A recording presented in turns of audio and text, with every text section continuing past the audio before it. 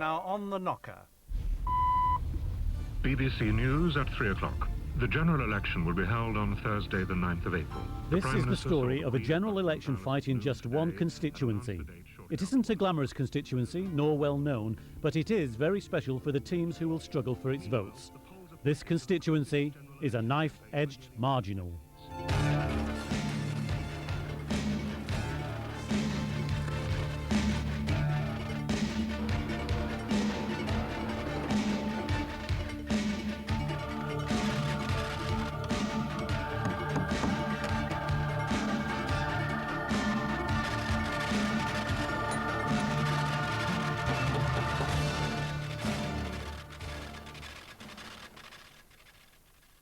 One, two, three. Happy birthday to you. Happy birthday. Greg Pope's the local candidate for the Labour Party in Hyndburn. He was born in the constituency in Great Harwood and lived most of his life here. He works in Hyndburn as an education officer for Lancashire County Council. His wife Kate also works for the education service in the borough, so we've got a very good insight into the problems faced by the people of Hyndburn. You ready? Don't blow yet. Rory, you're going to come and blow.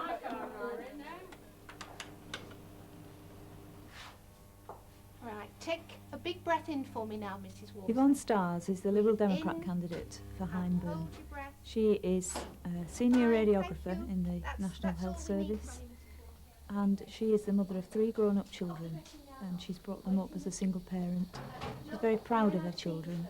She's very proud of the National Health Service she works in. She's very proud of Hyndburn.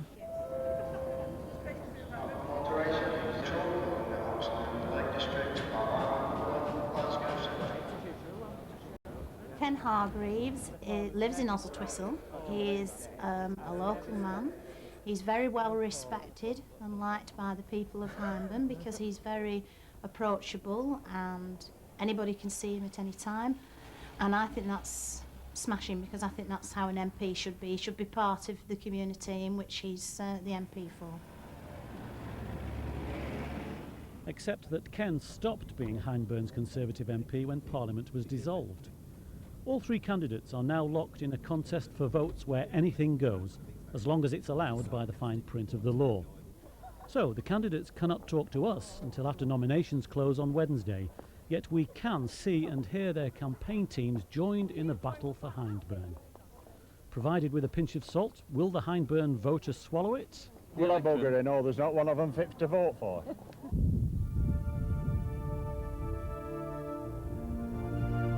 I think we can put it nicely by saying that Hyndburn nestles in the hills between Blackburn and Burnley.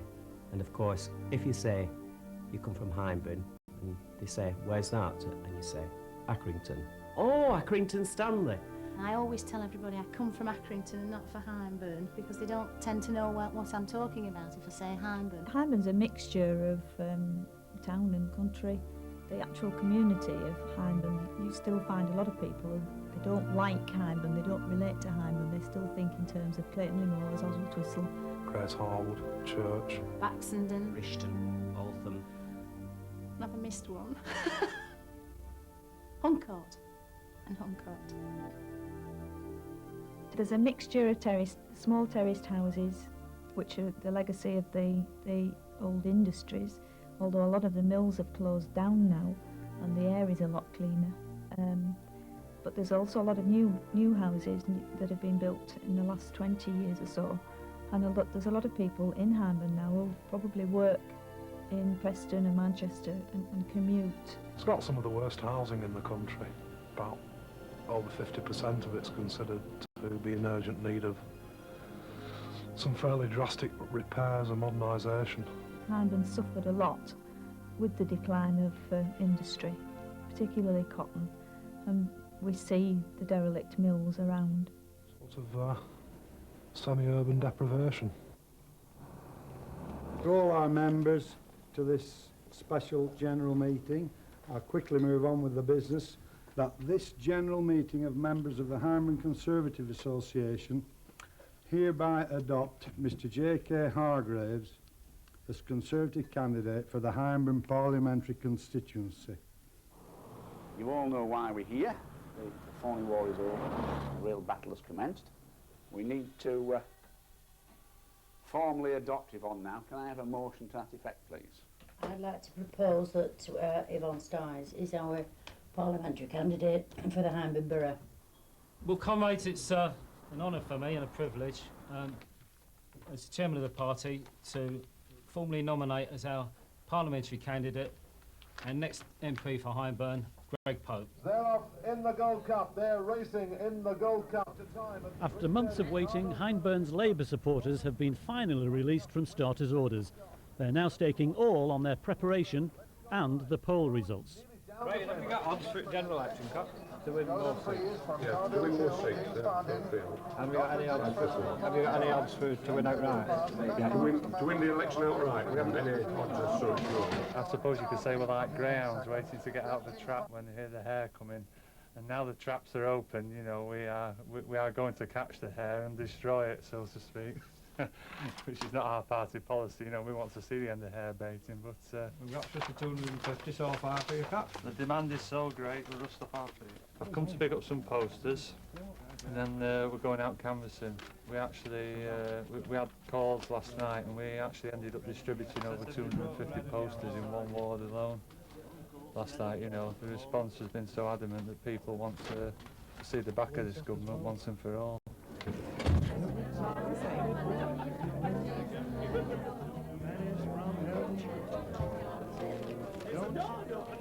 A political party's campaign can't start until a candidate is adopted. So, unable to start canvassing because of Ken's continuing commitments at Westminster, it's champagne before campaign for the Conservatives. This chairman's annual dinner dance is a special event in the local calendar. And there's a chance that Ken can attend if he can make the late dash up from London. His timing couldn't have been bettered. Hello, hello. Fine.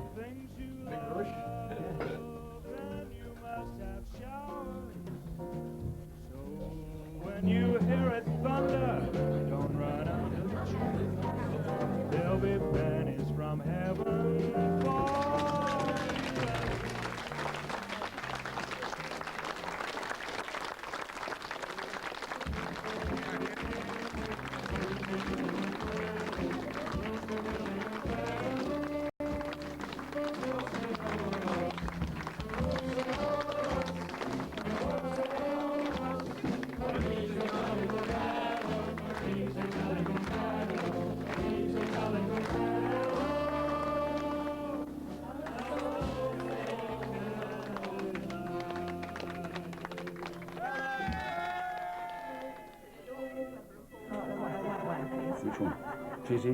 Almost all of Hyndburn's active Liberal Democrats are in this living room sharing wine and cheese with their chairman.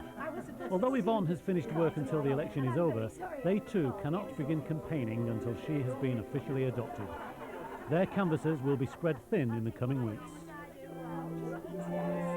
This one I'm going to get home, and he hammered again. And a head came out of the door about 3 dozen and says, "No, you'll get no hope there, lad. That's pretty."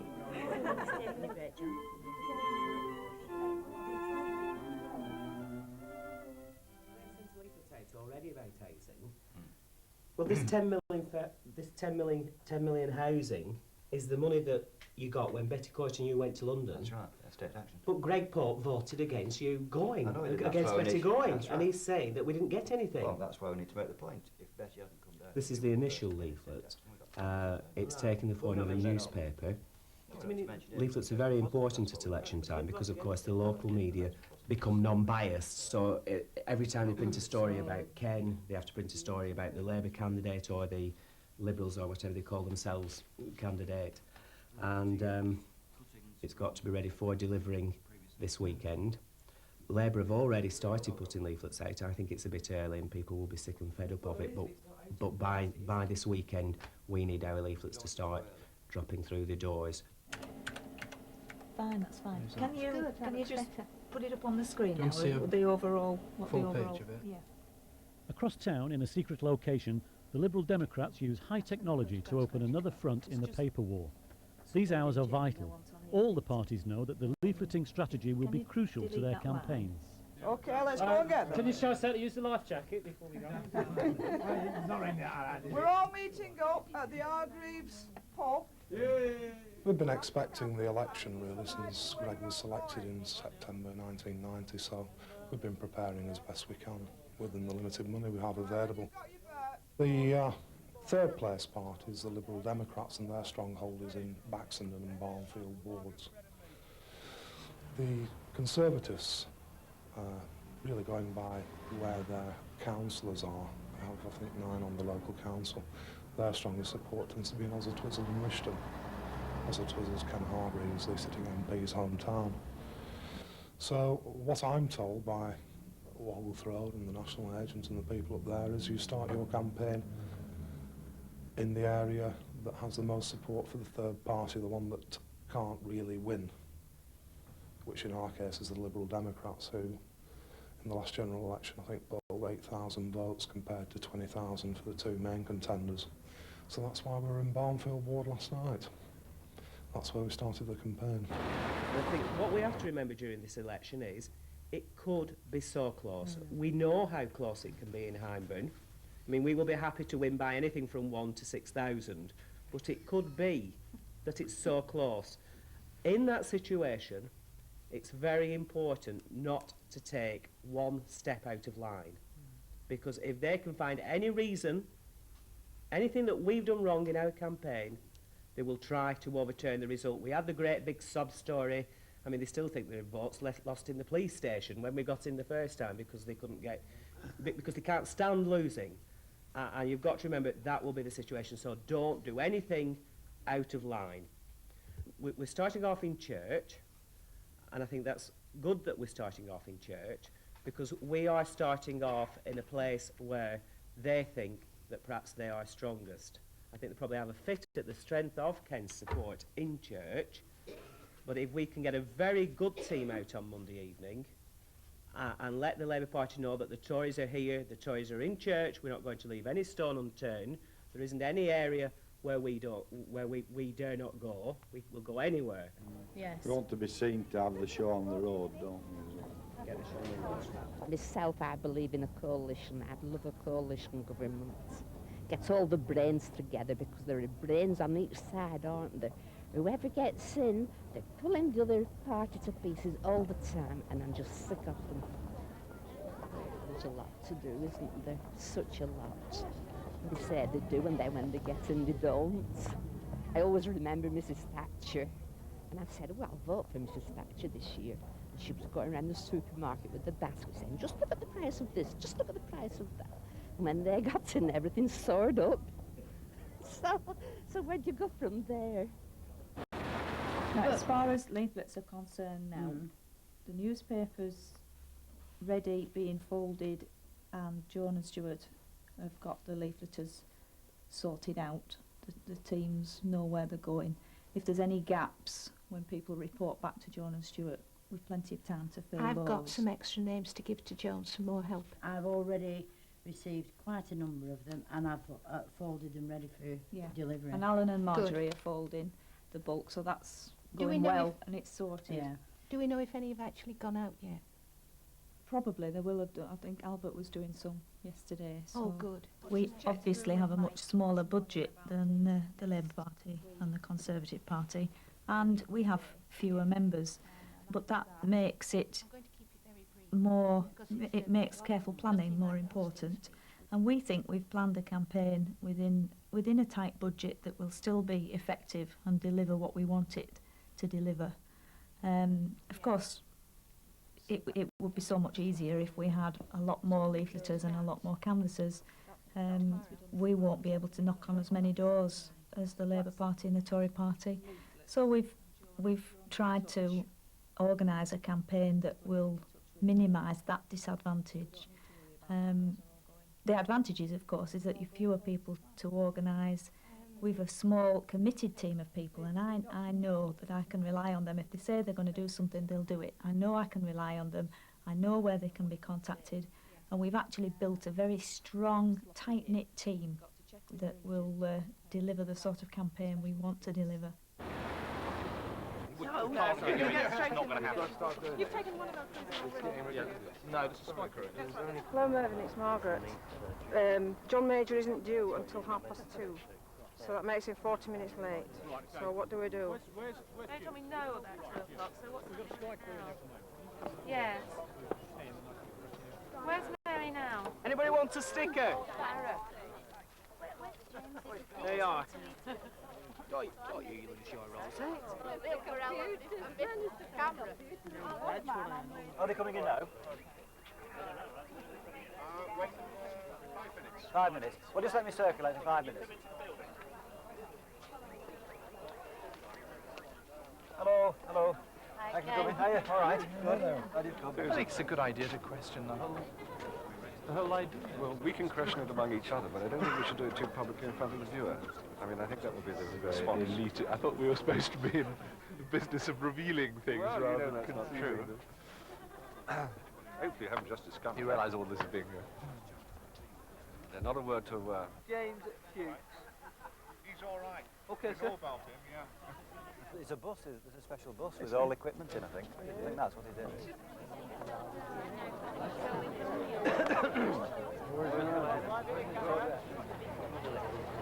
Are you all right? You got your rosette?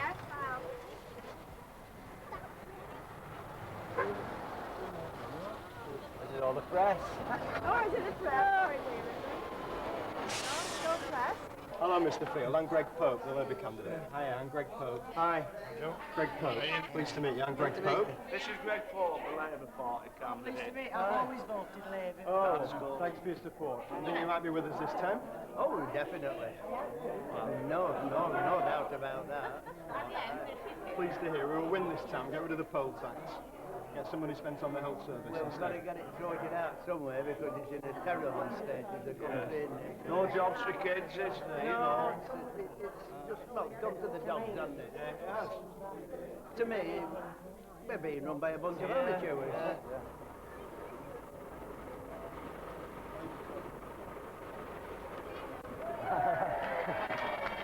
Nice to thank you. Ken's lovely to see you. Nigel. Nice to job in France.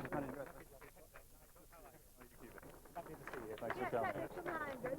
Special made for you. Very much indeed. I'll get Nora on it and we will use it. She's on her way. Very nice to see you. It's lovely to be here. Thank you very much indeed. Thank you. One of these days I'm going to wake up and I'm going to find one of those things on the pillow beside me. We've always been under this cloud that we don't have policies and things like that, haven't we? Yes. And I think that it's really getting over to people this time that we do have policies, and what we have are good policies that will get things moving. Well, not only that, you the know. Conservative leaflet that's gone out has actually identified our policies and said we really must knock these Liberal Democrat policies. I consider that really a backhanded compliment because, as you say, they used to pretend we didn't have any. That's right. Now they know we do, and they're on the defensive. Yeah, that's it. Keep me looking at for his This is what the election's about. The election's about him and his future. That's what it's about. Then bite the rosette.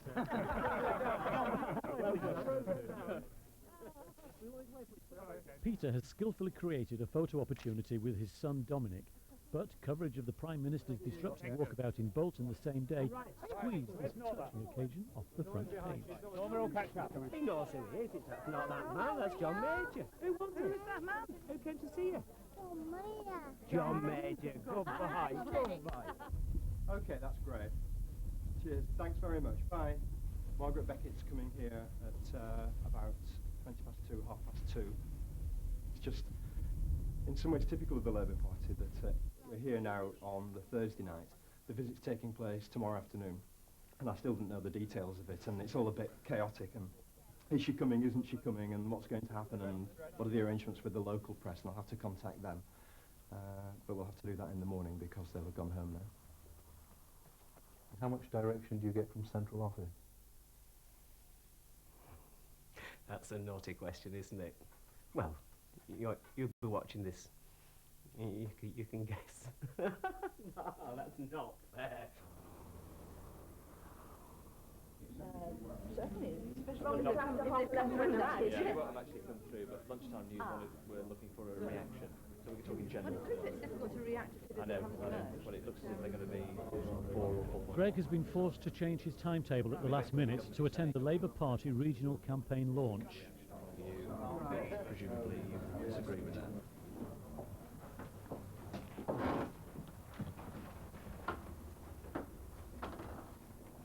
He shares the platform with Treasury spokeswoman Margaret Beckett.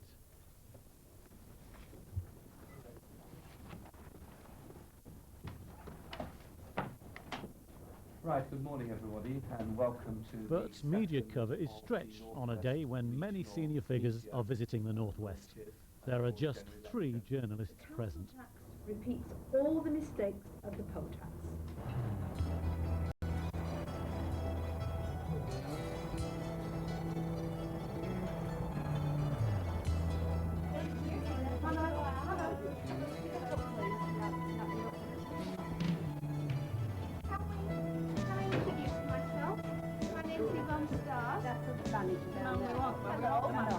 I'm the Liberal Democrat candidate for the election. Yvonne, I'm very pleased to meet you. Have you made your mind up which way you're going to vote? You have?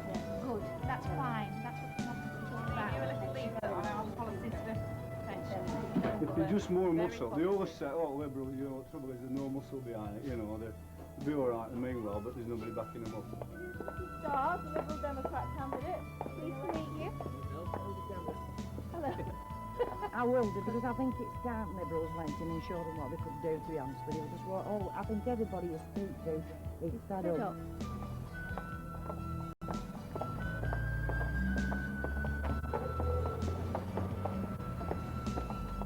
Mary, this is Mr. Hargreaves, our local Member of Parliament. Oh, yes. Hello, ladies. I'll burn your head.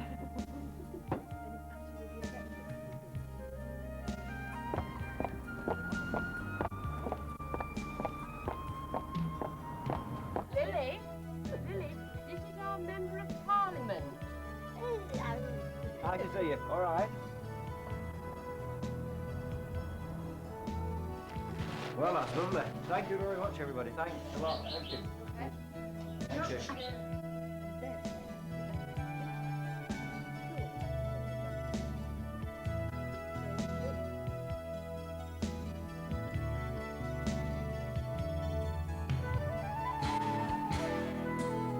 Right, £50. How much will I win? 200? Yes. Okay, so I'm looking forward to collecting it. When can I collect? On the 10th of April?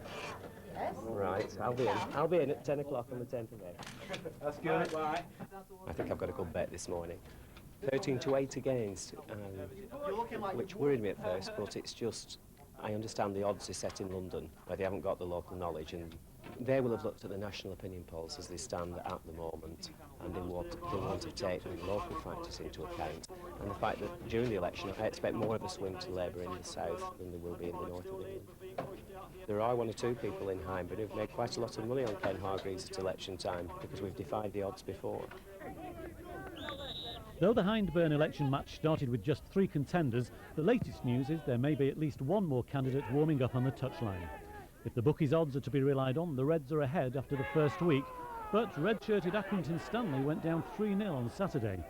It's a tough job winning over a Hyndburn voter who may worry more about basic needs than fine philosophy. Next week we'll see just how the winning over gets done when we once again go on the knocker.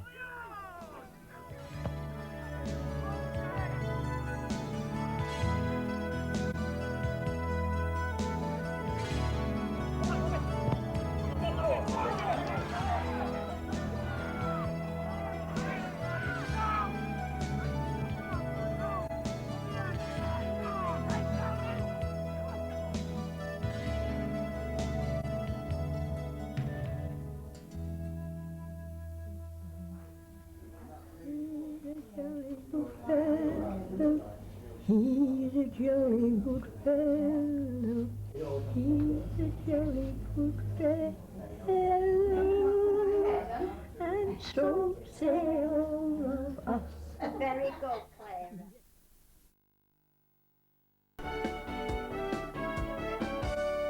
And now in Granada, the election campaign unfolds on the knocker. BBC News at 4 o'clock. The third week of the election campaign has opened with a furious row between the parties over taxation.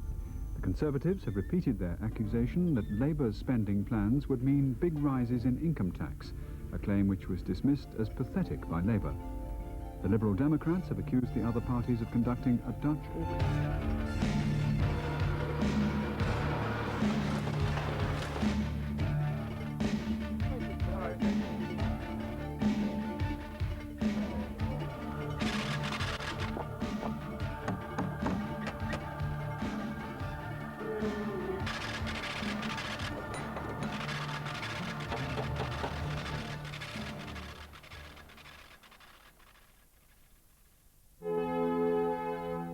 The struggle for Lancashire's marginal Hyndburn constituency isn't making national headlines, but the first weeks of campaigning have awoken Accrington's voters to their own finely balanced dilemma.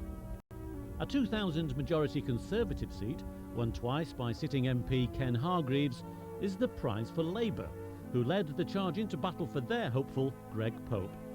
Meanwhile, Hyndburn's Liberal Democrats press on, short of money and people in their bid to elect Yvonne Stars. One woman, two men, but can the market take any more candidates?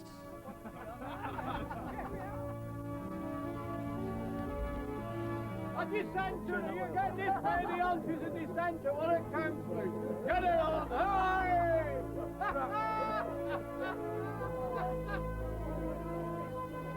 Oh no,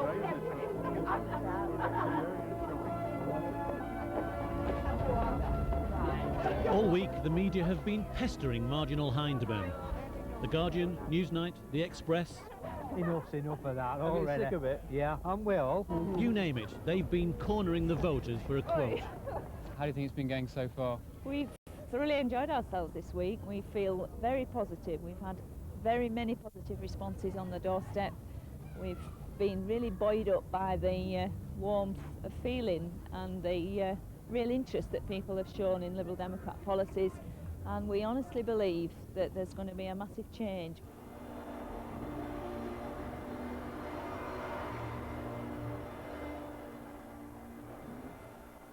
Well, it's been quite encouraging, really. We've got off to a tremendous start. I think we can safely say that while our colleagues in the Conservative Party and the Liberal Democrat Party were thinking about what to do, we'd started doing it. And really, since the first day of the campaign, we've been out talking to people, knocking on doors, and campaigning for the Labour Party. I think everybody was very pleased to see John Major on Thursday. I personally, I think, would have preferred him to have a walkabout round Accrington rather than go to express gifts, because I thought his visit to Bolton, being a Boltonian, I keep getting this back, you see, from the hassle he got at Bolton. I thought that his visit to Bolton was excellent, and I like to see him with the people. So, but it was really good, and everybody enjoyed it. Last week, Susan accompanied Ken to register his nomination. By 4 o'clock on Wednesday, if the paperwork wasn't in, a candidate would be out. So Julie went with Yvonne, while Greg took his wife, Kate. We can see the candidates, the paperwork and the £500 deposit, but the law says we can't see all that being handed over inside this building. That wasn't last Wednesday's only surprise. A transcendental meditator from Skelmersdale, an art dealer and disciple of the Maharishi Mahesh Yogi, hit town. I began the study of natural law in 1971, and I went on to qualify as a teacher of transcendental meditation in 1974. A lot of people have never heard of it, have they? That's right. Is it a political party? It's or? a new political party, but the knowledge which it represents wasn't invented last week. In fact, it has very ancient origins. And really, the party brings out the knowledge of natural law, the full knowledge of natural law. Natural law, we could say, goes right from the invincible evolutionary power which governs the movement of the galaxies and stars and the whole creation, but it's also very relevant in governing the individual's life, in the way he acts and behaves. And by developing the knowledge of natural law, which is what our party represents, we can make an individual more creative, more intelligent and less likely to violate natural law. And it's when people violate the laws of nature that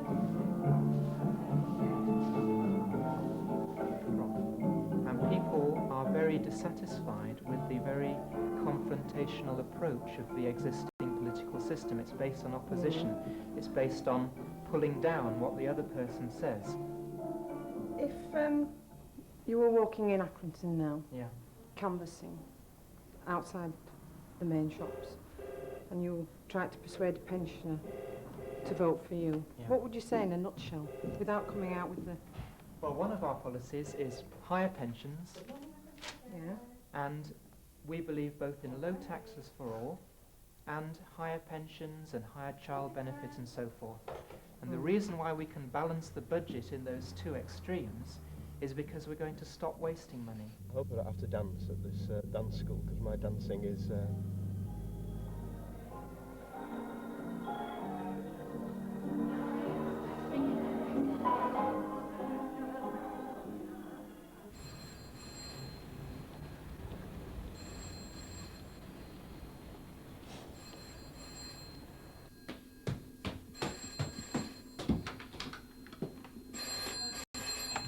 Conservative Campaign Office. I've always been a Conservative. I don't think some of the time I realised it. I think I was obviously brought up as one, but didn't altogether realise that. And I've always been a Conservative, and as I got older, very interested in politics and helping locally as a voluntary worker. And I think I enjoy it so much that I wanted a change of career. So I decided well, my family did actually. They said, you do so much voluntarily. Wouldn't it be a good idea if you want to change your career to go more into your politics? And my son and my husband sort of gradually got me into doing something that I wanted to do, really. I get here usually about 8:15 in the morning, switch the computer on, get everything organised, go through the post. By then Barbara's usually arrived, and Alison and the other people that come in to help us here. And then we just get stuck in. The phone's usually ringing by 8:30 in the morning, which is usually quite busy from then. In fact, it rings all day. And I'm here all day organising the campaign, making sure that the leaflets go out, people get in touch with Ken that ring up here that want to. Then we get all the information, we collate all the information here, get it on the computer. I'm usually here till, well, 8:30, sometimes after at night. Okay, bye. This one's going in the bin, is it? Yeah. Because of a legal limit to local campaign funding, each agent must penny pinch to get maximum political punch per pound spent. Tight budgets can create unexpected problems. They've come back from the printers. The printer printed them wrong. I put MP on them. And they've come back again. And they're not quite right. So... How many have you got to do? 30,000. It's incredible, really. I mean, this lot's one day's mailing to one candidate in the general election. And if you multiply that by, say, an average of 3 candidates per constituency, you're talking about 2,000 piles of paper like this coming through the letterbox every day, 5, 6 days a week. And I mean, it's not bad, is it? Why do you do the job, Bill? To see the return of a Labour government. That's about the top and bottom of it. You start out by volunteering to do something, and you are dragged into doing something else, and something else, and here you are, 12 years later, volunteering to be the agent. While the agent organises campaign headquarters, the candidate's political talents are deployed among the voters. It's a division of Labour that agents are cheerful about. They concentrate on planning. Obviously, as part of your campaign strategy, you look for areas where the candidate is going to meet as many people as possible. So that's why there's other phases of the campaign where you take your candidate out on the streets or into the factories or schools or wherever, so that they can meet people. Because people do have questions and want to meet the candidate, but obviously it's impossible, as you said, for that There's over 60,000 electors in Hyndburn, 35,000 homes to knock on in letterboxes. So obviously it's just impossible for the candidate to meet them. So your strategy is to try and meet as many people as possible. 20 years. Well, you'll be able to do it in 2 minutes, Wayne. Right, okay. I wanted some some, what is it called, is it? Typing? The typing, actually. Oh, well, I think you need the patience of Job. I think you've got to get on with people very well. There's a lot of organisation and a lot of delegating in this job. And I think you've got to be able to work in a team, because I think it's a team job. I couldn't do it without the extra help I get and without the cooperation of my branches. So I think you've got to make it into a team, and you've got to be able to bring people together to one cause. And nobody's at their best at 10, 11, 12. No, it's not a sensible time to make... No, to make decisions, they're not. But £100 a year does mitigate it. The Labour Party, by and large, is made up of people with very good intentions who want to see some changes in the way that society is managed, and they tend to be a very individual, enthusiastic bunch. And we have to cut out the individuality to a large extent during an election campaign, because it can get us into trouble. Oh, I don't have any unruliness in my teams. Oh, no, no. Everybody's very, very good. Everybody turns up, and they're all very, very good. No, we don't have any unruliness. But is it fun? Yeah, good game.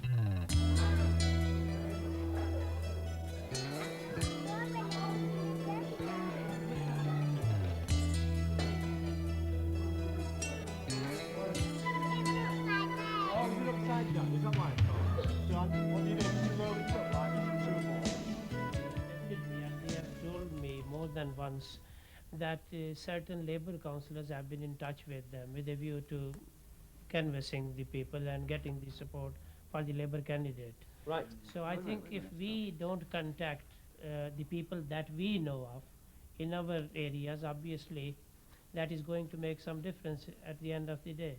Yeah, I'm not sure the point you're making.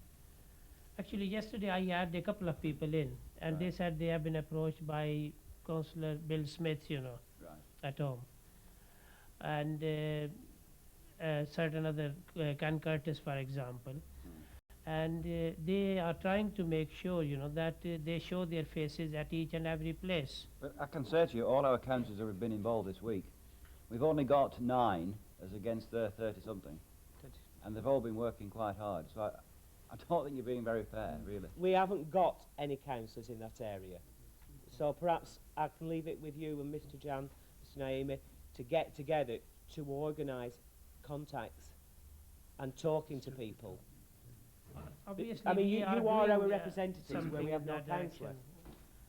But we would like to see more of Ken in Central Ward as well, and I would like to know what are your plans for canvassing Central Ward, for example, because no mention has been made of that. Now, am I right in understanding that it's Ramadan?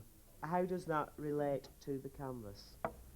I don't think that should create any problems for the canvas, no. All right. No significance at all. Would it be better, though, if perhaps Ken were to join you around 8 o'clock in the evening? No. After 9:15. After 9:15? No. When? On Sunday, 5 to 6. On Sunday, 5 to 6. There is no problem, we'll fit that in. Yeah. Remember, we've only had 5 days. We've got 3 weeks to go yet. We can't do everything in the first 5 days. Even God took 7. You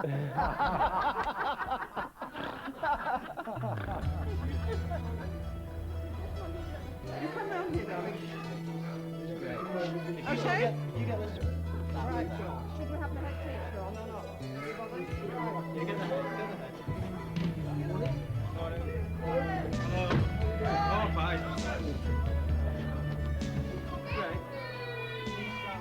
A succession of photo opportunities is vital to all the campaigns, and week 2 in Hyndburn has seen a mounting number of Labour visits.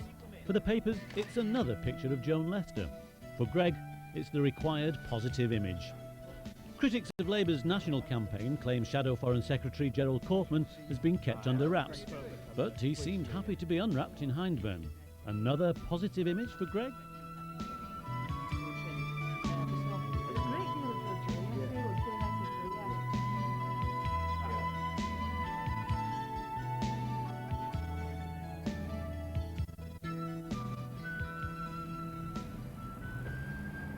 Granada documentary. That's how you don't tell it on Yeah, so they keep insisting on filming things like this when they're really supposed to be pointing at the Joan Kaufman and being positive. Oh, Bessie, it's not going there too early, about 20 to 6. Do you want to manage your about 20 to 6. And I work for Joseph Lucas in GEC. Well, I'm married in Blackpool. I met my wife. 2 coffees, Doreen. 2 coffees coming up. 2 coffees coming up. Just about. Just about. Yeah. This is Kate, my wife, John. Hello, very nice to meet you. How do you do? Hi. How are you going to adjust to the new life? I don't know, I've just been thinking about that, but... I think we've already It's my adjusted lunch to it break. because we're working so hard during the campaign.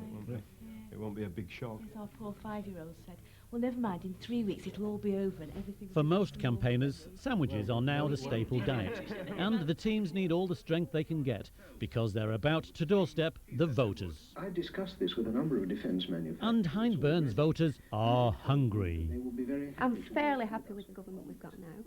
There are certain things I don't like, but I think they're the best choice we've got.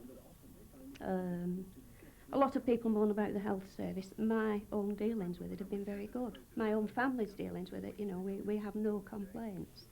A lot of people think it's not good, you know, but I'm quite happy with it.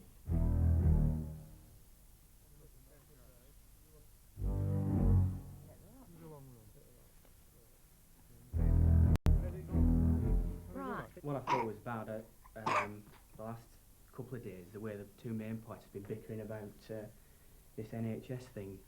I can't for the life of me understand why it's so important, who told who about what, you know, when there are far more important issues as far as I'm concerned to be talking about and discussing.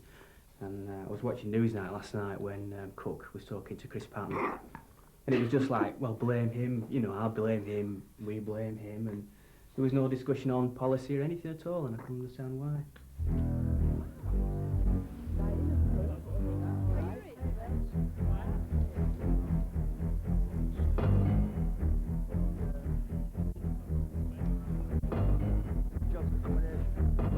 A lot of the parties seem to go along more or less the same lines, bits of flexibilities on the policies and things, you know, and they never seem to stick to what they say, so when it comes to decision time it's harder now than it ever has been before.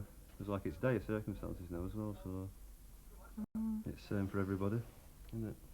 I think yeah, a lot of people, like you said, they've been so disappointed with what parties have offered in the past, and then when they've actually got into power, they don't see the fruitage of what they've actually professed.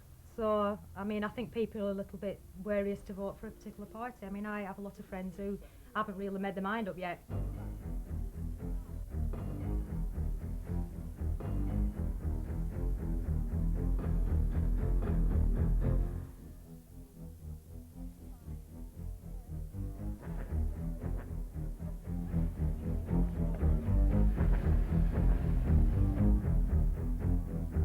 I'd like them to tell me that they're going to abolish the poll tax, go back to the old rating system, which I found a lot better, a lot less complicated. Yeah, it was simplicity for everybody. Everybody was used to it. It just made more and more paperwork, basically.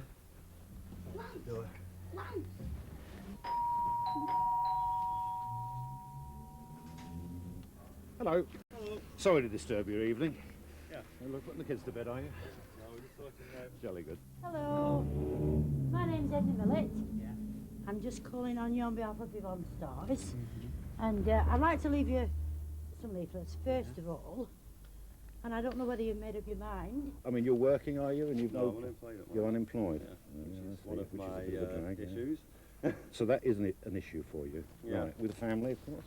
Got a family? Yeah, my wife's unemployed as well. I have We 3 should both children. unemployed. Yeah. It's tough, isn't it? What about, say, we have a childminder, what about tax relief on childminding fees? Is that something that... On child money tax relief, I am not too sure on that particular point. And I wouldn't like to say anything to you that I wasn't sure of. It's something I would check on, and I would certainly come back to you on that. Well, I'd be very interested in how, you know, what they do, how they do stand on it, because I'm not going to just stand for here me. and promise you No. things that I Well, that's do fair enough. not, that I'm not sure about. What do you feel about this education? I wasn't wasn't me, I can assure you.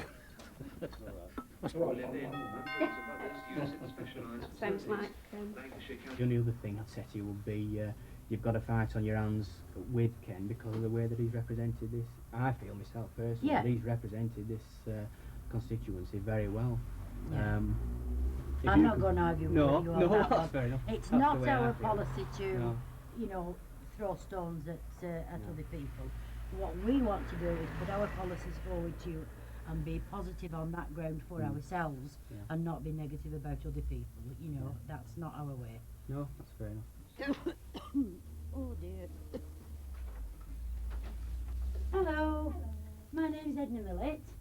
I'm just calling round on behalf of Yvonne Stars, who's a Liberal Democrat candidate. Can I leave this with you? This is one on pensioners, the other is our policies for women. For women? Yes. Can I ask you if you've made up your mind yet? I have, yes. You have? Yes. Are you willing to say, or have you any questions you want to ask me? Doesn't no, matter if you don't want to tell me, I'm no, not... it's all right. No, I haven't made up my mind, but we are a mixed house here. I think my Right. husband and myself have definitely made up our minds. I can speak for myself, Mm. and I'll be voting for Ken Harvey. You'll be voting for Ken, yeah. This gentleman here, could hire a housekeeper and get tax relief. No, not without a child of under 16 in the house. Right. It's important that we get tax relief on childcare. I think Why? that's A lot of planning goes into deciding which areas you're going to canvass, precisely what you're canvassing for, deciding what information you want back off the doorstep, which isn't necessarily always just seeking to identify exactly who is going to vote for you, because people are very good at disguising the way they're going to vote, and you are most suspicious of the person that smiles very sweetly, oh yes, definitely, I'm voting for you, and then shuts the door very quickly. That would actually go down on my canvass record as a no. Can I count on your support on April the 9th? You can, you certainly can. Right. Well, we have a sort of a one-to-one situation here. You certainly couldn't count on mine. So you're cancelling each other out? That's right. I know you're going to vote for the Conservatives. Not No, necessarily. no. If there's National Front in the area, I'll vote for them. Oh God. You've got to bear in mind most households are split households, so the husband doesn't necessarily vote the same as the wife. If she's not of the same allegiance as him, he won't even tell her that you've been, you know, the sort of thing.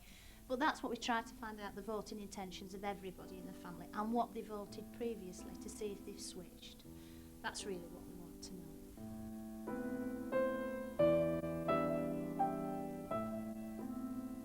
There was a setback for the Conservatives' campaign this morning. Ken was taken ill at home with a stomach bug. So, senior Hyndburn Tory Geoffrey Hanson shouldered the load at 5 o'clock this afternoon when Douglas Hurd fitted in a visit to a local uniform factory, a cup of coffee and a phoned-in radio interview. Down at Accrington Ambulance Station, Greg was saying cheese with Labour's health spokeswoman, Harriet Harman, who started her own NHS row in Hyndburn. But the point is, the money that we raise from this will go to support the core service.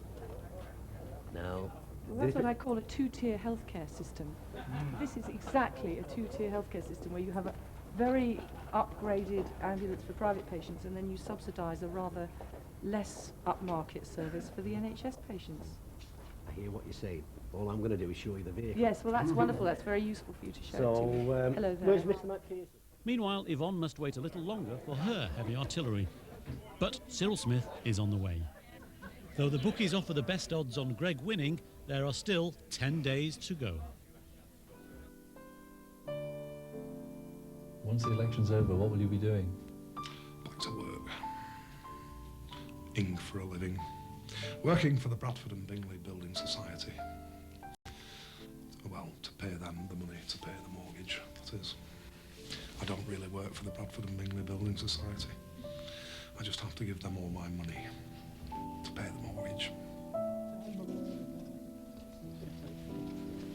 We shall overcome. Is that Mr. Kinnock's on? I think so.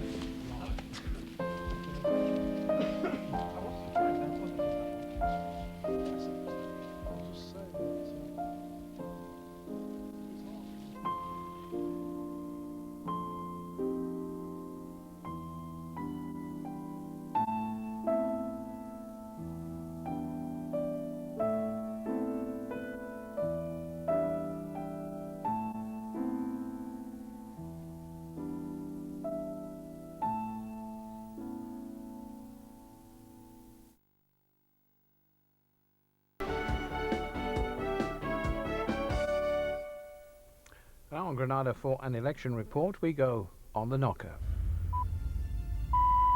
BBC News at 4 o'clock. As the election campaign enters the home straight, political leaders have been arguing about the possibility of a hung parliament. The Liberal Democrats said they would enter into a deal with another party only if they had a written commitment on legislation for proportional representation. The Prime Minister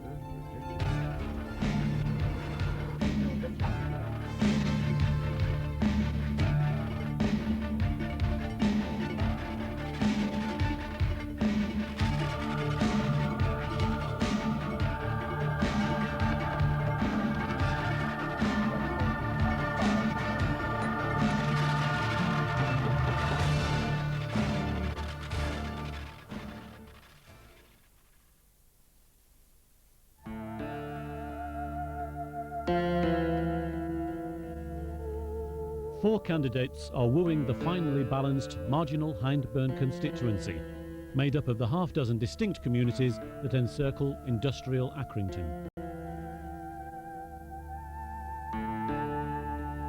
Education welfare worker Greg Pope, Labour, the twice-elected Ken Hargreaves, Conservative, NHS radiographer Yvonne Starrs, Liberal Democrat, and Stephen Whittle, Natural Law Party.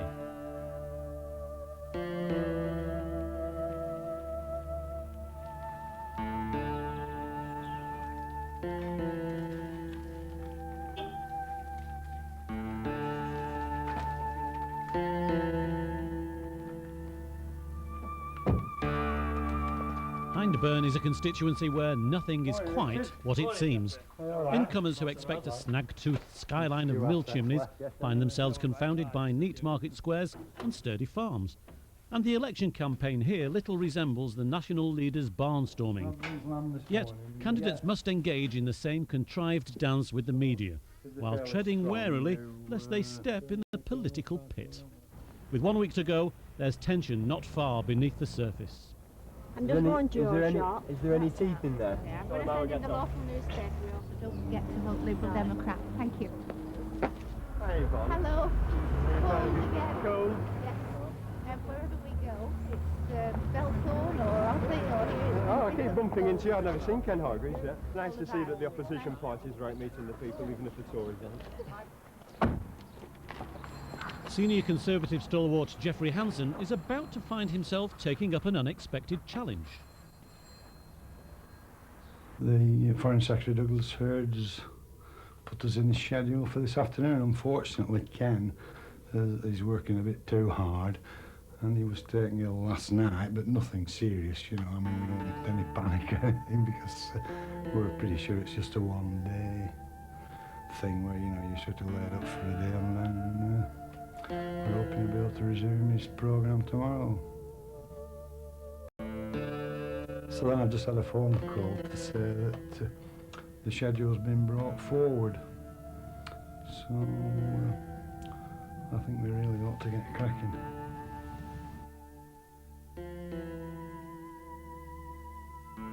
One 191 Roger ITV, over. Roger Control, over.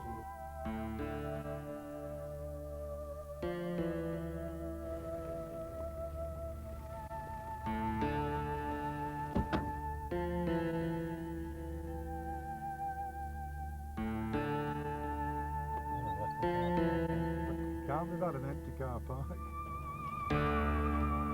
Well, I'm the chairman of the division of work, and I've got to welcome the Foreign Secretary in place of Ken. Come to put up here somewhere. Well, you can't really put it up there either. The car parks, we've got two car parks. There's a staff car park down there, which I think is going to be full, and there's the Caldy Vale car park, which is the one you passed on your left-hand side. Can I turn around on here? While Geoffrey prepared to stand in for Ken, Harriet Harman, as we saw in last week's On the Knocker, is about to descend on Accrington Ambulance Station. Affirmative, over. Though for Greg it was just another campaign visit, for Labour's health spokeswoman it became a media opportunity to pounce upon.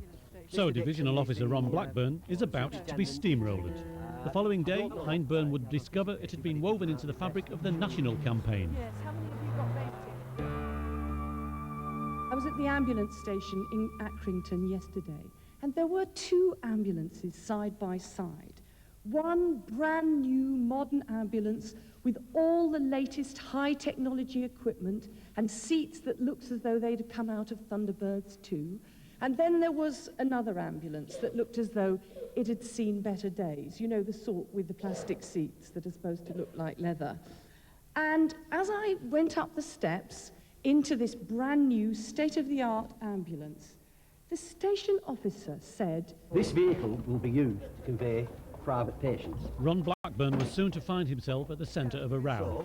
There would be interrogations from his bosses, invitations from Newsnight, high-level queries from the Conservatives and Labour, and phone calls from the public. But the point is, the money that we raise from this will go to support the core service. Now, well, that's what I call a two-tier healthcare system. This is exactly a two-tier healthcare system where you have a very upgraded ambulance for private patients and then you subsidise a rather less upmarket service for the NHS patients. But Harriet Harman didn't go inside the other ambulance. If she had, she would have discovered an equally new, fully equipped frontline accident and emergency vehicle.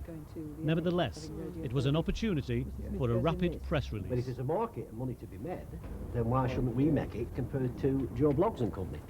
Well, people shouldn't need to have to go in private ambulances. You shouldn't need to make your own money to provide a basic ambulance service for people in this area. You should have enough resources that you can get on with providing for everybody the service that everybody needs. Well, all I'll say is it's very nice in the real world. While Ron searched for his kid gloves, Geoffrey was greeting the Foreign Secretary, who, like all candidates, isn't now an MP. By Friday, it may be a different matter. Geoffrey Hanson, the divisional chairman. Yeah, Simon Moyle. How are you? Nice to meet you. I'm sorry to be late. It's all right. Traffic, was it? Yeah, traffic. Public servants can't engage in political activity during a campaign, but they can speak on matters of fact. Until tonight, Ron Blackburn has been silent on the private ambulance round. There's no difference in pieces of equipment. The level is lower. The only difference is possibly in the saloon of the vehicle, that it has 3, if I can say, aircraft-type seats. And there's a stereo cassette player that's in the saloon. So that's the only modification to the vehicle. And we don't seem to be able to get it through to the Conservatives. We call that a two-tier health service.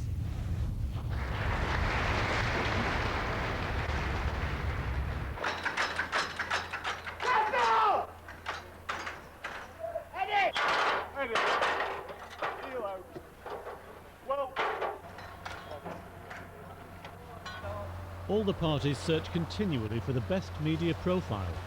Fire stations, nurseries, hospitals, high-tech factories, celebrities. The list is predictable, but the search for media opportunities can be hazardous.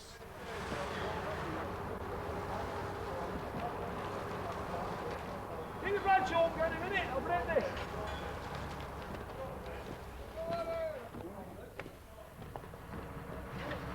Can you just bring that closer in? Closer in. You start. Yeah, closer to me. So, look at me. He's rocking this. The benefit of each photo occasion must be weighed carefully, and every press release scrutinised for unpredicted impact. When the papers report the unexpected, the campaign can turn from game to gamble. That's very exciting.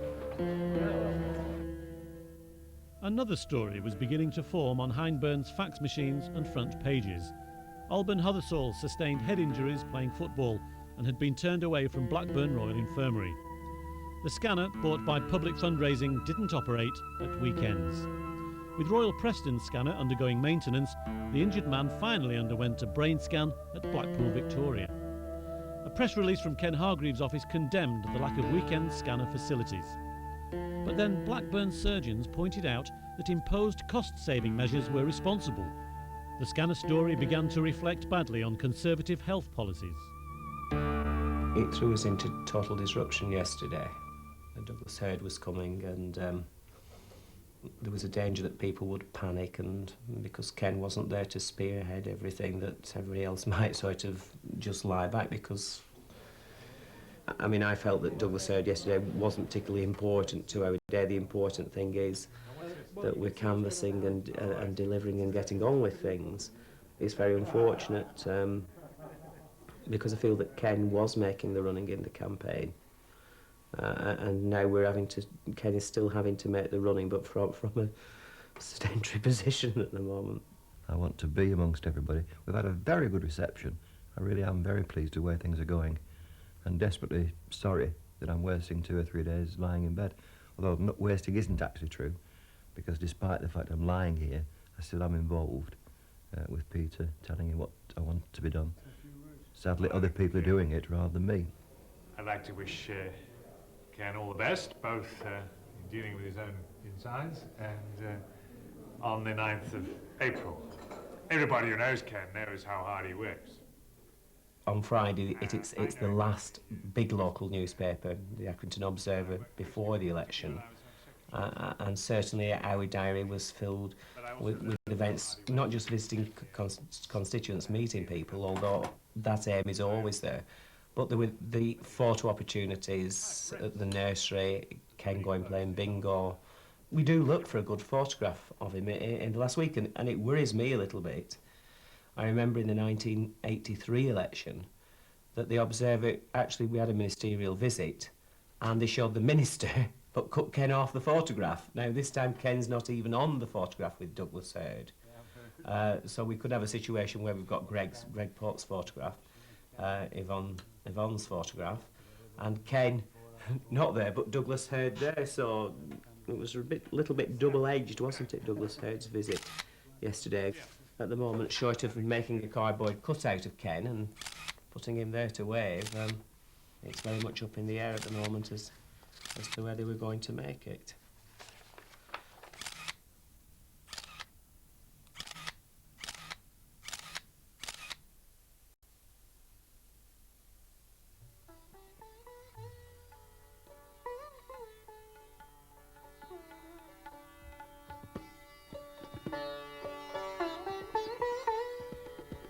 Accrington Victoria Hospital is Hyndburn's most potent political symbol. Its future was the subject of frenzied last-minute leafleting during the last general election. And all the candidates know that this is the high ground which must not be lost to opponents. Tonight there's going to be a national health vigil all over the country. There was a call perhaps about 6 months ago to have vigils outside hospitals. It's coincidental, it's in the general election campaign. So, in a way, it's highlighting the issue in the general election campaign, but it's something that's been going on sort of every 6 months or so. And for us, it's particularly poignant because we're trying to save our maternity unit. And so, in a way, we do feel a little sad that to some extent it's been hijacked, but at the same time, we want to see How has it been hijacked? Well, there are some of us here that have been here solid for the last 2 years, that have had overnight vigils, that have demonstrations, that have done many things, and then tonight we're seeing faces that have never supported us in the past, A few months ago that have called us scaremongers and all sorts. Very nice, very nice to see. Always been here. The important thing about tonight is that we get as wide as possible support from the community of people in Hyndburn to keep this hospital open and to keep the maternity unit open. What I think is a little bit cynical is people who have never taken any part in this campaign have, in the week before polling day, in the full knowledge that there will be press and television coverage, decided to turn up and try and benefit from that. And I think that's cynical, and it's the kind of politics which we disassociate ourselves from. Every mother has a right to choose where she should have a baby and not always in a high-tech centre like the Queen's Park. Yes. So that's what we're all doing. We're defending the health service. This is the only hospital that we have in Hyndburn. So we want to fight for it because it's out at the heart of our community. And all people, irrespective of politics, are determined to do their utmost to retain it. And by God, we'll make sure that they never close this hospital. The maternity unit is quite new as well. Yes, So just there was a suggestion that Yes. this demonstration hasn't taken place before. That's what I was asking. Yes, there have been many meetings. There's been a number of marches But not the too. demonstration. There have been a number of marches too. 3 years ago I had a serious operation here and I was actually preserved.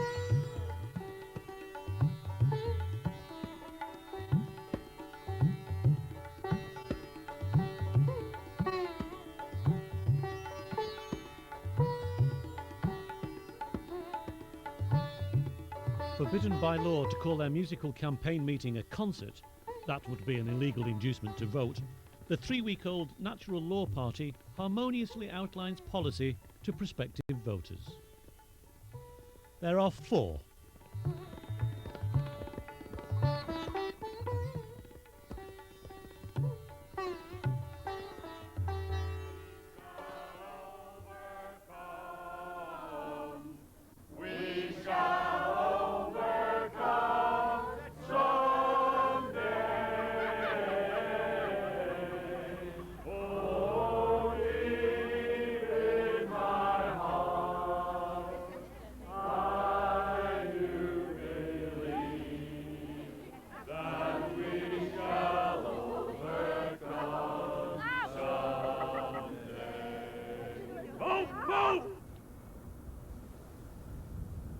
This is Greg Pope, the Labour candidate in the election, asking for your support on April the 9th. It's time for a better health service. It's time for better schools. It's time for a change. It's time for Labour. Vote for Greg Pope, the Labour candidate, on April the 9th. Right, so we go to there. This is Greg Pope, the Labour candidate in the election, asking for your support. It's time for a better health service. It's time for a change. It's time for...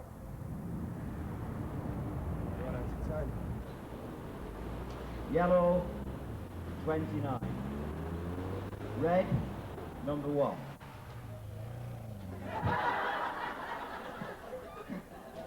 White. 2.5 days after being confined to bed, Ken's doctor allowed him an hour's light campaigning. So those who had turned up for the Empire Bingo's regular free lunch found there was indeed no such thing. 16. Red, 19. Red, number 9. Blue, 58. Blue, 48.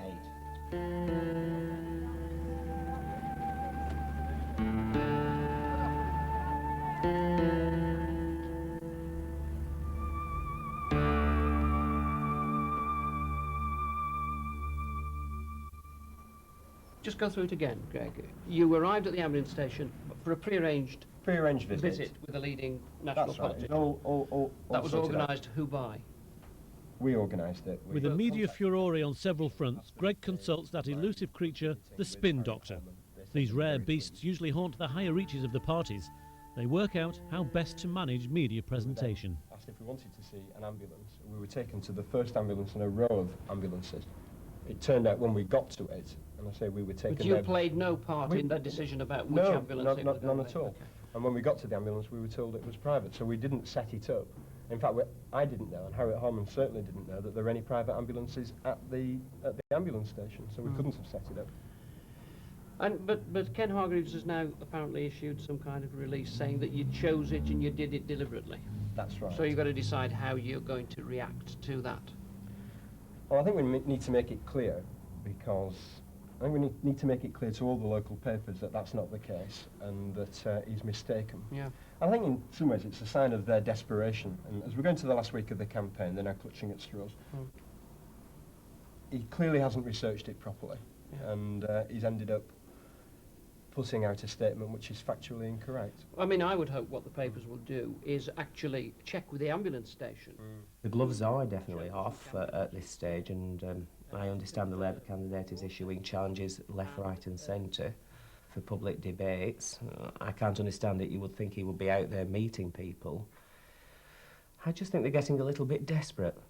I've been waiting for either this man or the other man coming and ringing my doorbell to ask him something.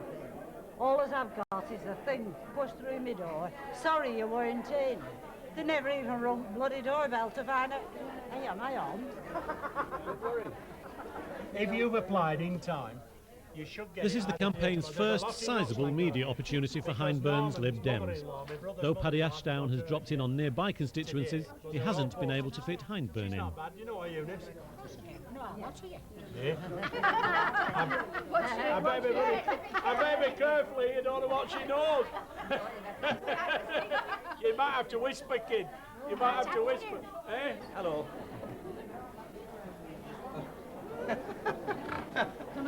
Can I have blue on underneath? West Granada Street. I live in a downstairs flat, all sorts accommodation. Right. It's a flat under a masonette. I have to pay full television licence. My sister lives in exactly the same accommodation. She gets her licence for £5 a year. Yeah, doesn't make any sense. People cannot understand the reasoning behind it. And some people living above don't get it. Somebody in a worse condition. Live downstairs. Now, how do you explain that to people? You can't. I mean, my sister can run a colour television. Yeah. I can't. No, I can't pay absolutely no sense. And I shall continue to press for that, as I have for other things which we've actually got. Well, I'm at back of you for that. I seriously will. The trouble with the shadow cabinet visits is that we tend to get very short notice.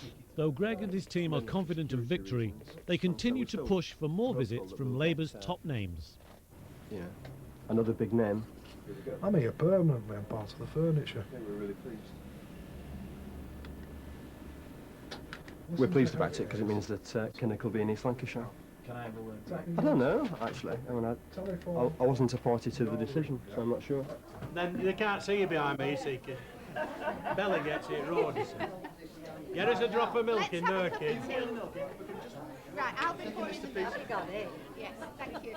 Ladies, thank you. Towards me. Right. That's nice. Don't get your hands up. That's good. Towards me, everybody. Towards me, please. The fancy dress she's going to wear for No. age concern. We're going on a conference next week, members of the staff. That young lady out there was my first secretary at the House of Commons. And I haven't seen her for 12 years. And she's 2 children now. Can my driver have a brew? Yes, Kinnock, even Kinnock is saying he'll have a majority of 20. Funny, I've heard him on radio this morning. Christ, he's in before he's got there, that.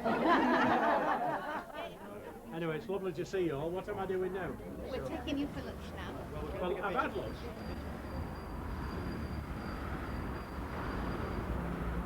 Greg Pope, who is the prospective Labour candidate, is here this afternoon.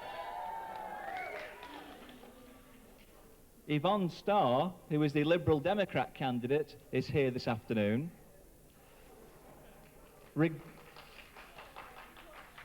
Regrettably, Ken Hargreaves, the sitting MP for Hyndburn, has declined the invitation to attend this afternoon, but Lord Waddington of Reed has kindly agreed to come in this afternoon to represent the Conservative Party and their policies.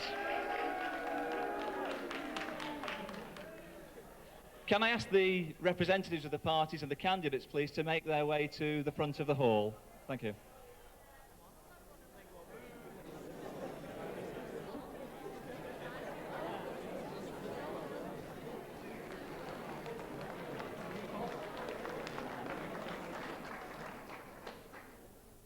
Thanks very much. I'm very pleased and proud to be here at Accrington College this afternoon. I think it's a very healthy sign of democracy that so many people have come to listen to the parliamentary candidates. What a pity that not all the parliamentary candidates thought enough of you to turn up this afternoon.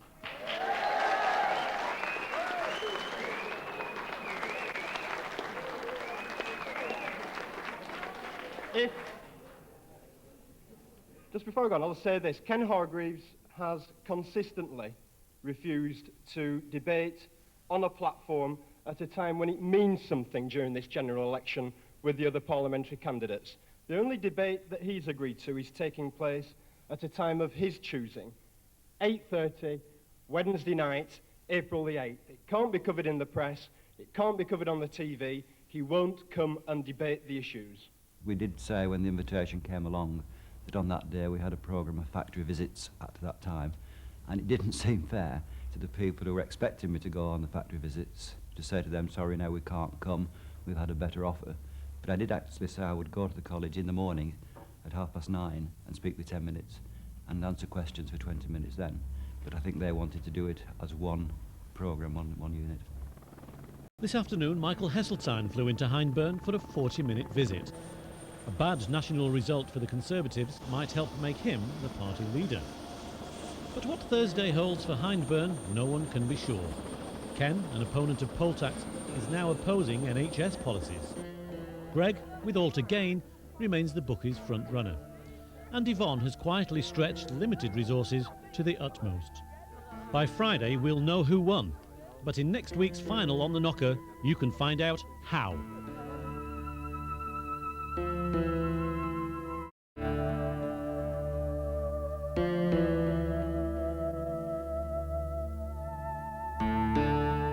I made love to another woman. Families. Thursday at 10:40 on Granada. Election night, April the 9th in Hyndburn, Lancashire, on the Knocker. The World at 1. This is James Naughty in London. And this is Nick Clark in Huddersfield with extended coverage of election 92. The headlines: the three main parties are intensifying the arguments about what should be done if the election produces no clear winner. Foreign Secretary Douglas Hurd debates what he says.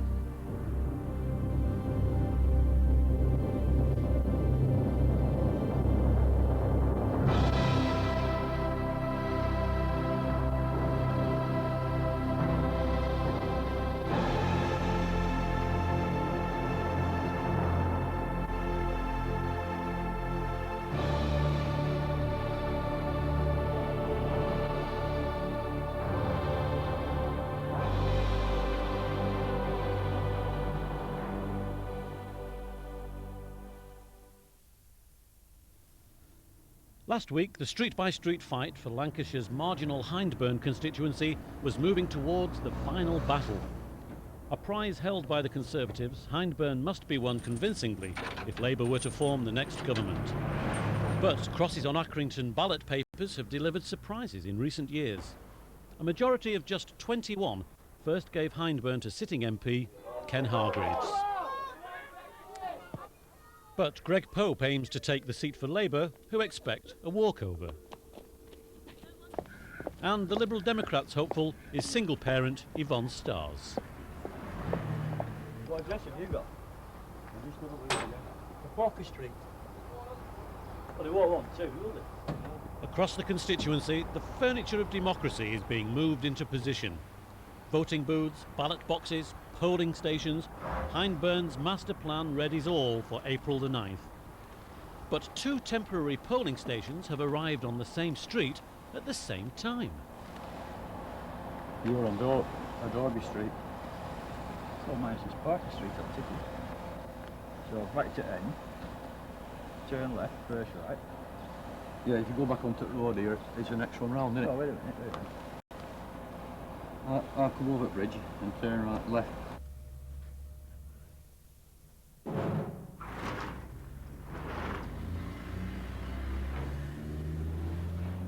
Well, I'll give him a shout out really, don't I? I'll tell him I'm at the wrong place and ask him what we're to do with keys. Okay.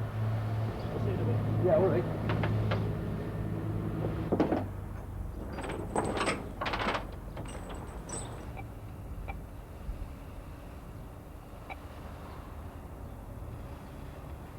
Don't work.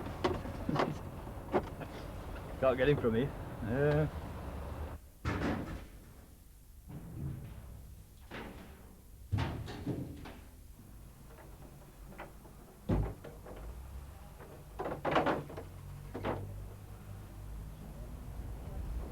Yeah, is Gary there, please?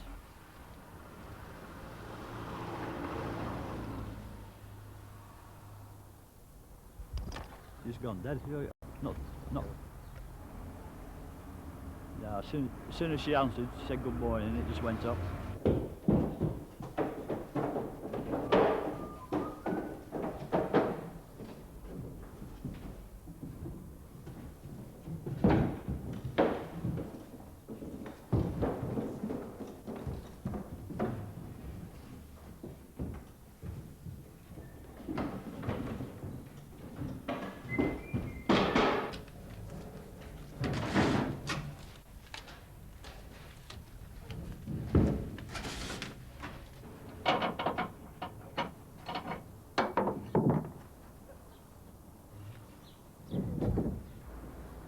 Oh, Jimmy's here, hang on. Yeah, well, he's runs around at the phone box. I tried to get you on radio, but they're not working. Yeah. Just hang on a minute. Jimmy, where's your ticket? Which one? Your delivery ticket.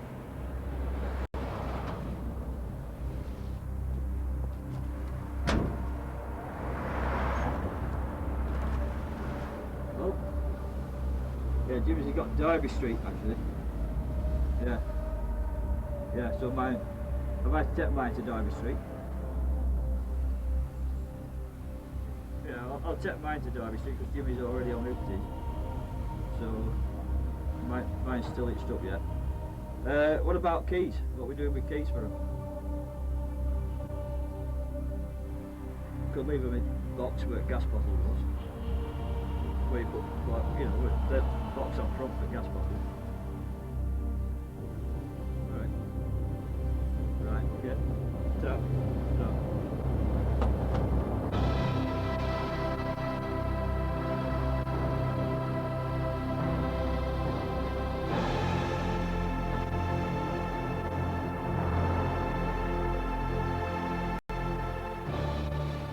Accrington's final media circus. A week ago, Greg's team were on 6-hour standby for this visit. Labour were then up to 7% ahead, and the North West offered an election landslide. So Neil Kinnock didn't visit Hyndburn. But the Labour leader is now coming, back from London, on the day before the election, to visit Accrington Brickworks. Something has changed. For Ken, the week's big visit is Heseltine. I can't understand why a landing space isn't more tight. The lads over there say that they don't know anything about it, and if a helicopter lands on this ground, the groundsman's going to go absolutely bananas because he's been getting it ready all week for a match. Stop! You got your oars set in? So, well, there is a helicopter going to land. Even though he's cutting the grass? Perhaps he shouldn't be cutting the grass. Do you think we'd better find the vicar? Is there a vicar in the house? We could have a very angry groundsman, because apparently the groundsman doesn't know that a helicopter's going to land. Could there be some line of communication? I'll go and have a word. Thank you. Oh well. It's all in a day's work. When I call your names out, the presiding officers come forward. Eileen Booth is the master planner of Hyndburn's election and the constituency's guardian angel of democracy. It is she, armed with the law, who accepts the candidates' nominations, who posts the proclamation, who says who can do what, and where, and when. Salvation Army Citadel, G. Pickles and J. Martin. Community Centre, Fairfield Street, E. Eland and J. Garbett. Community Centre, Morehouse Avenue, E. Wells and S. Winstanley. Mount Carmel School, S. Ellis and M. Mills. Look, there's a fighter up there.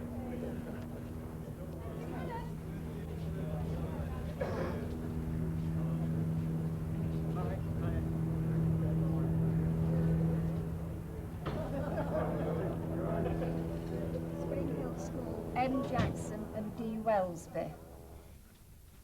Perhaps Mel's gone, so that was number 22. Right. Whalley Road, number 1 station, W. Parkinson and L. Fearon.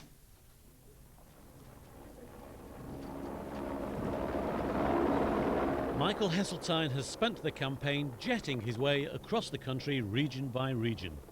Today he's turned his attention to the northwest and Hyndburn, but he'll fly as far north as Barrow before turning for home and a night's sleep in his own bed. His schedule allows just 40 minutes to fall upon the unsuspecting shoppers of Oswald Twistle. With the campaign nearly at an end, they've already seen it all.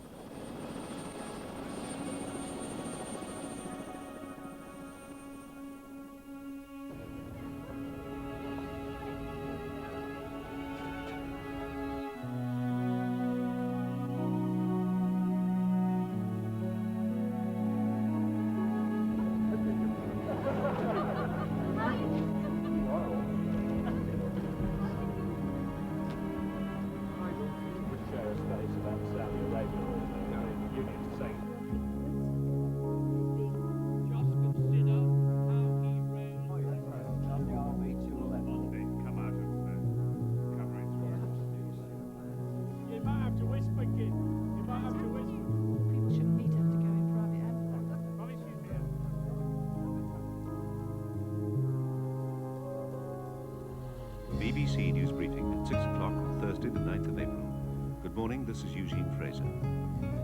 After more than 3 weeks of campaigning by the political parties, it's general election day. The polling stations open their doors in an hour's time, and voting will continue until 10 o'clock tonight.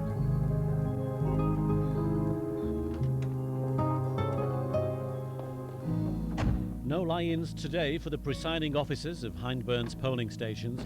They must open for business at 7 a.m. and for the next 15 hours each will oversee hundreds of votes being cast.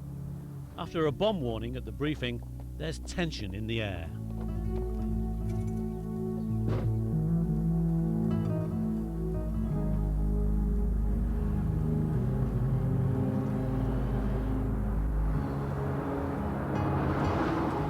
In the 1983 election, there were nerves of a different kind. Ken Hargreaves was challenging what, for decades, had been a solid Labour seat. The recounts went on until 2 minutes to 6 the following evening. It was a night and a day that still aroused passion.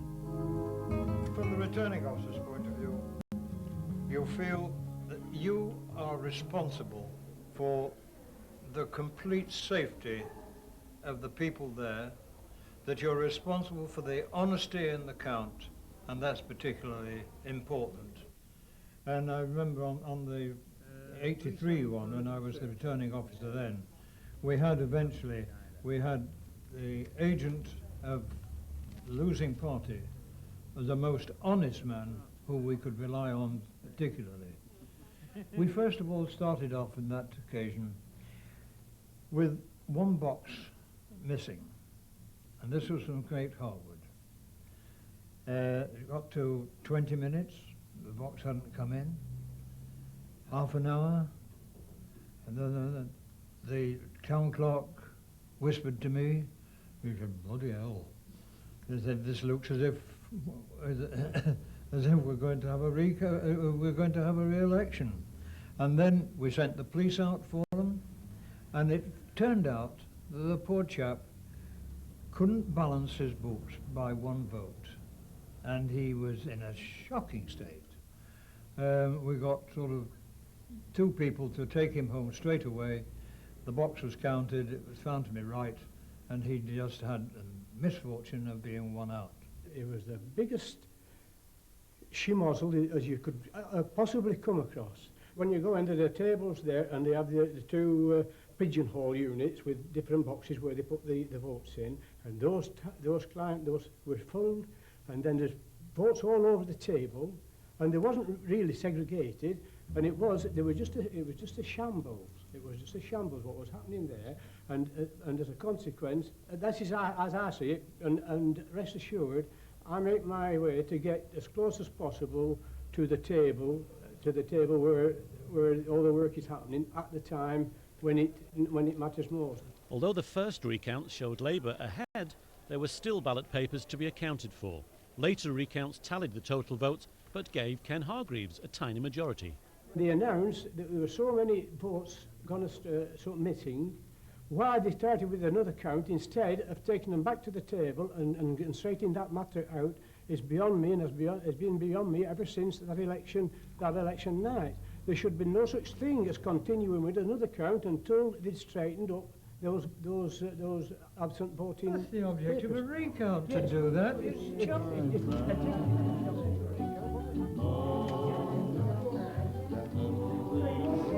Win or lose, the night promises bright lights and close-ups.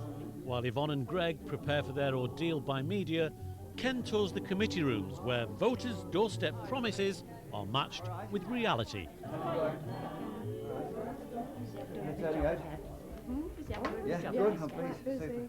Yeah, nice turnout. Well, it couldn't be a better day for it, could it? Really? Bring them all out. Thank you very much. Thanks. So you've all worked hard, thank you for all you've done. Oh, she's there, couldn't miss her. Okay, over there. Good. How's they coming out?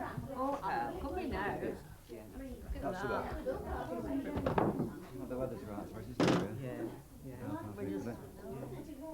Good. Well, everybody's worked hard. Couldn't do any more. Eh? We couldn't do any more than we've done. No. With a good canvas. Yeah.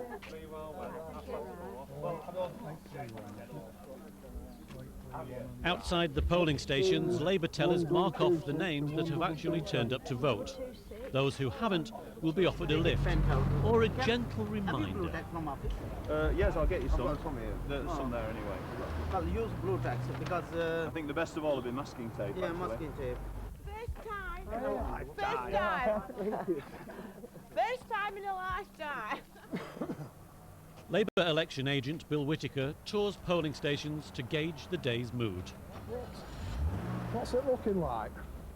We're busy, very, very busy. Never stopped. This other lady came on at 9. Our really at 10:30, and since we've been just been. It's been a constant stream all the time. A constant stream all through morning. I said, Bill, what was the Accrington Stanley team what beat Blackburn Rovers in the FA Cup in 1935 and 6? I don't know, but you're going to tell me. Robertson, Reedy and Craig, Nesbitt, Craven and Andrews, Reynolds, Rivers, Mortimer, Tyson and Georgie Mead. The referee was Mr. George Jewett from St Helens. Yes, and he had cornflakes for his breakfast and all. And that's true. And Stanley won.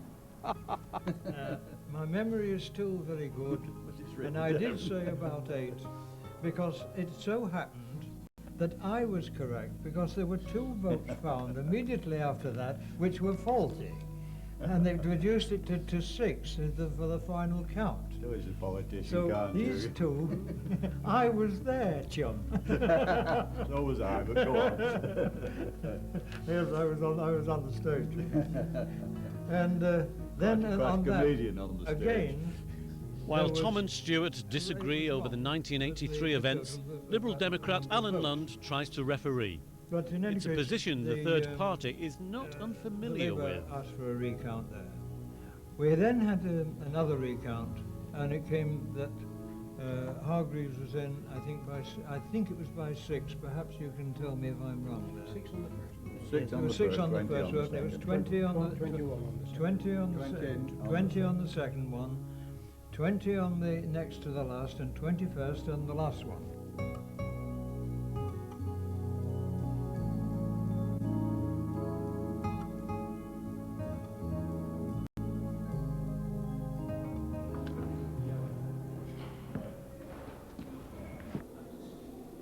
There's Colin Creamer on Frederick Street. IAs are here. The polls close in 2 hours. Conservative campaign manager Peter Britcliffe redoubles his efforts to get those vital ballot paper crosses. Right. Sandra, Hornby Street, come back, love. You might as well go to Hornby Street as well. Yes, okay. 1357. This is a last minute car. Are you going to go on the knocking up? Yes. Right. So I've come down to one because I shut up. Howard Street. We're not going to Joy Street. I can't promise, but we'll do our best. We're a bit, we've been a bit short of cars and things ourselves. With just 90 minutes to go, Liberal Democrats in a neighbouring constituency plead for extra cars to get the vote out. We'll do our best for you. Bye. That's Ribble Valley Emergencies. They're looking very tight and they would like some help, so we've promised we'll do what we can. But we've almost feel we've done what we can, and we're starting to relax a bit now and just wait for the result.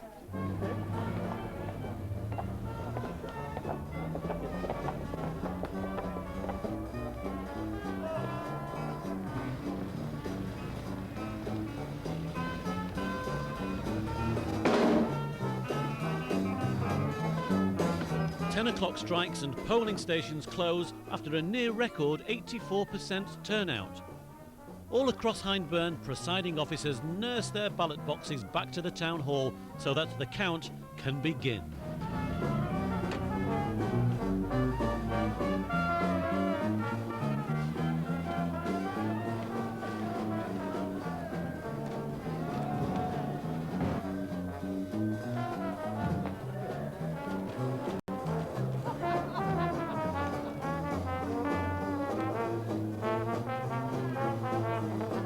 One person is absent from the count, the Conservative campaign manager.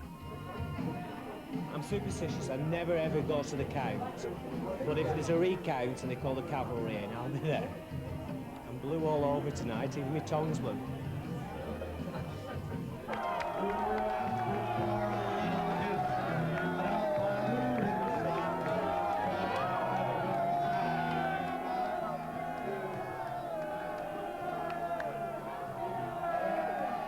I think we're going to have a very good result here tonight. I think we've fought a good campaign, and for the first time, other councillors, members from the other party, have been coming across and wishing as well. Don't think that's ever happened in an election here in Hyndburn before. In the past, we've attended the count to see exactly how the candidates were faring, and they had the box of counts as you see them making them up now, Facing here. facing all the tellers and all the spectators and people who have come to the count, so that we can join in the excitement of watching the individual polls grow. They say the returning officer says that it is because it's linked up in some way to the BBC. As far as we are concerned, we are the most important people. We are the constituents, and it's wise for them to let us see what is going on. Well, let's take it up then, shall we? We will indeed. Well, why don't we? We have a right to see those. Of course we have. Of course we have. We've seen it over the It's a years. democracy. Yeah. Well, let's have a look. Those have been working all day, not Exactly. BBC. That's right. Right, come on, then we'll go get hold of them. Nothing else, Jan. The exit polls are putting the Tories slightly ahead nationally. They're predicting roughly 300 seats each for the Labour and Conservative. They're saying we're doing better in the marginals than we are in others, and that will possibly lead us to be the largest party. On that basis, it means we should win Hyndburn. But there's another hour of counting to go, and we'll wait and see. If we're going to lose 60 or 70 seats, then clearly Hyndburn should be one of them, so we've got to accept that. But that doesn't matter if we win nationally. That's the important thing. If this is a democratic election, we want to see what is happening in the boxes.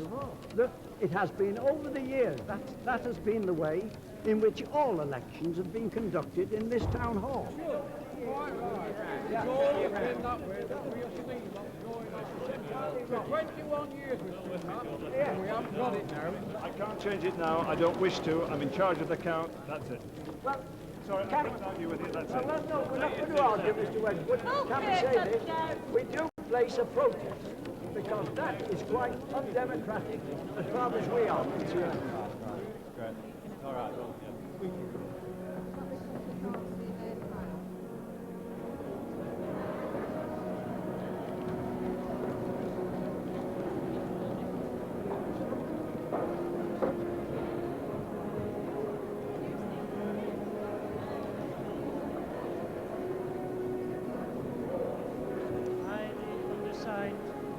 Being the returning officer for the Hyndburn constituency, hereby give notice that the total number of votes given for each candidate at the election was as follows.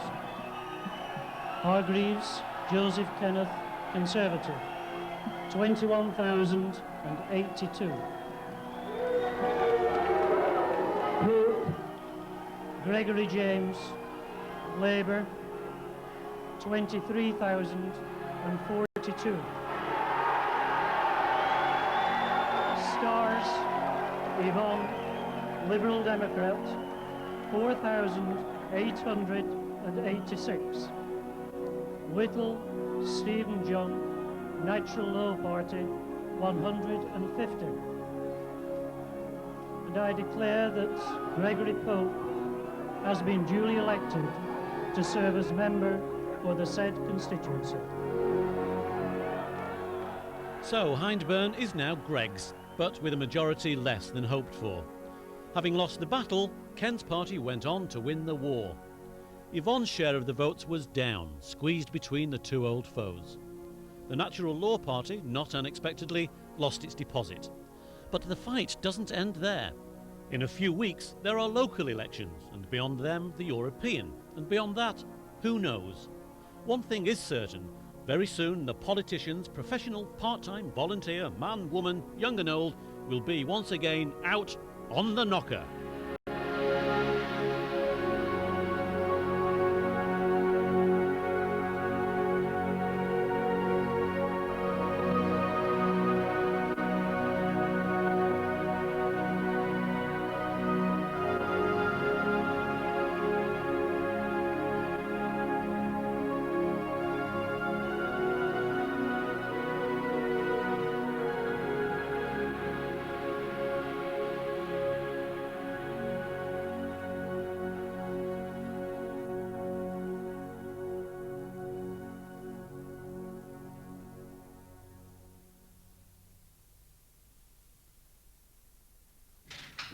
Ricky was an international model. Now she's a spiritual leader and goddess to some.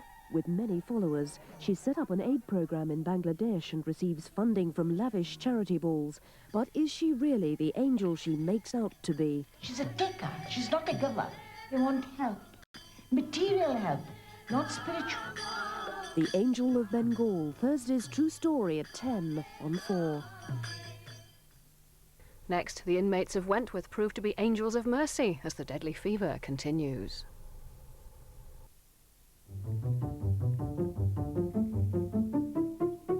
No wonder the Danish keep their sandwiches open.